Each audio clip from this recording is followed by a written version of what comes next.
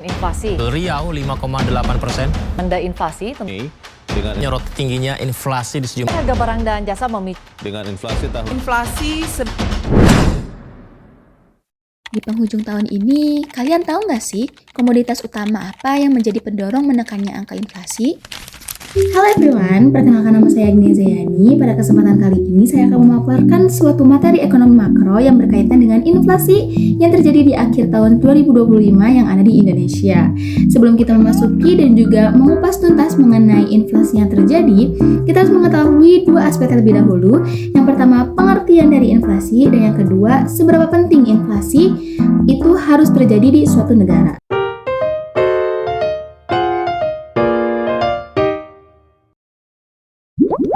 Inflasi adalah suatu keadaan di mana harga satu komoditas naik secara agregat dan terus-menerus. Ibaratnya, apabila di tahun 2015 kita bisa membeli bakso seharga 5.000 untuk satu porsi, kini harga satu porsi bakso itu naik menjadi 15.000. Sangat signifikan bukan?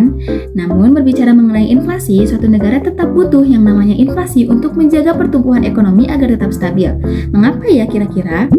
Badan Pusat Statistik atau BPS melaporkan bahwa tingkat inflasi di Indonesia ini terus menunjukkan tekanan, meskipun terjadi perlambatan pada bulan November 2025 dibandingkan bulan-bulan sebelumnya.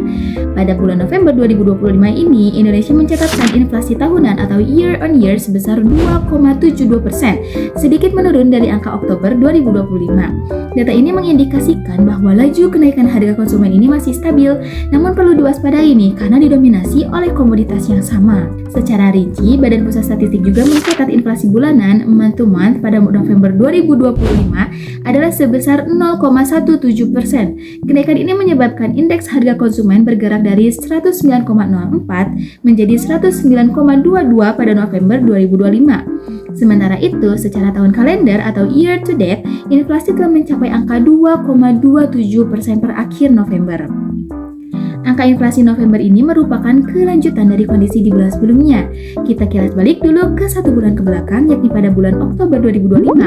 Tingkat inflasi pada bulan ini tercatat lebih tinggi, sebesar 0,28%, dengan inflasi tahunan mencapai 2,86%. Laporan tersebut telah memperingatkan bahwa seluruh komponen membentuk inflasi mengalami kenaikan harga, termasuk komponen inti yang mencatat inflasi tertinggi. Analisis menunjukkan bahwa komoditas emas perhiasan menjadi pendorong inflasi yang mana paling dominan dalam 2 bulan berturut-turut ini.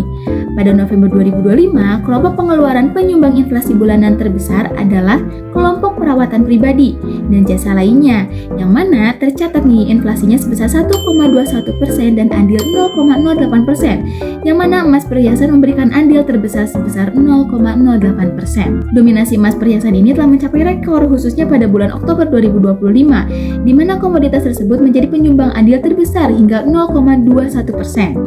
Tingkat inflasi untuk emas perhiasan sendiri pada bulan itu mencapai 11,97%, yang mana disebut sebagai inflasi tertinggi untuk komoditas selama 26 periode berturut-turut. Selain emas, tekanan harga pada November juga datang dari komponen lainnya, yang mana komponen inti mengalami inflasi sebesar 0,17% yang turut didorong oleh emas perhiasan.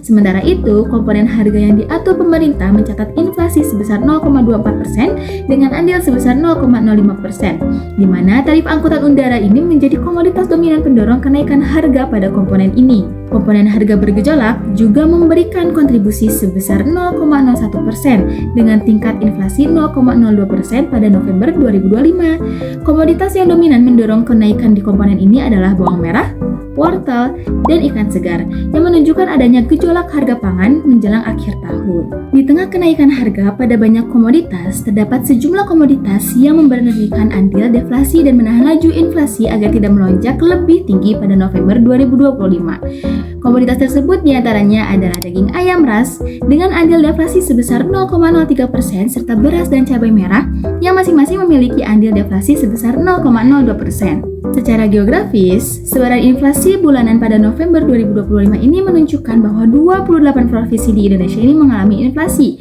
sementara sisanya 10 provinsi lainnya mencatatkan deflasi. Di sisi lain, Badan Pusat Statistik juga mencatat bahwa pada bulan Oktober 2025 ini, selain emas perhiasan, biaya kuliah perguruan tinggi juga menjadi salah satu komoditas yang signifikan mempengaruhi kenaikan dari inflasi. Inflasi yang terjadi di akhir tahun 2025 ini masih cukup wajar karena Indonesia sendiri telah menargetkan inflasi di tahun 2025 mencapai 2,5% berdasarkan PMK nomor 101/PMK 010/2021.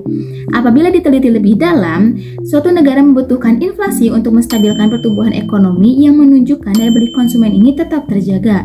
Pernah terjadi pada tahun 2024, tepatnya Desember, inflasi di Indonesia ini mencapai 1,57%, yang mana hal ini itu menjadi titik terendah sepanjang sejarah negara kita. Ini sebenarnya cukup mengkhawatirkan karena hal ini menunjukkan daya beli masyarakat yang rendah sampai-sampai kita tidak bisa menaikkan harga barang. Yang artinya demand atau permintaan terhadap barang dan jasa oleh konsumen ini tergolong rendah. Berangkat dari data inflasi 2 bulan terakhir, terlihat jelas nih bahwa gejolak harga emas perhiasan ini menjadi faktor atau salah satu penyebab atau risiko utama yang perlu dicermati, berbarengan dengan kenaikan biaya transportasi seperti tarif angkutan udara. Nah, pemerintah dan Bank Indonesia ini diharapkan dapat terus berkoordinasi dan juga bekerja sama untuk memastikan ketersediaan pasokan dan menjaga ekspektasi harga, terutama untuk komoditas yang menyentuh kebutuhan pokok dan biaya pendidikan, demi menjaga stabilitas daya beli masyarakat. Setelah penjelasan tadi, ada satu hal yang dapat kita petik, yakni pentingnya membeli produk UMKM. Memang ada ya keterkaitan dengan inflasi? Tentu ada. Ketika kita membeli produk UMKM yang menunjukkan bahwa daya beli masyarakat kita meningkat, maka pertumbuhan ekonomi juga akan tetap terjaga. Inflasi tidak akan naik secara signifikan dikarenakan adanya motivasi dan juga dorongan bagi para produsen untuk memperbanyak dalam memproduksi suatu barang dan jasa yang otomatis akan membuka lebih luas lagi lapangan pekerjaan. Ini juga akan membantu sekurang-kurangnya angka pengangguran dan kemiskinan di negara kita, negara Indonesia. Sekian pematerian mengenai inflasi ini. Semoga terdapat manfaat yang bisa kita dapatkan. Terima kasih.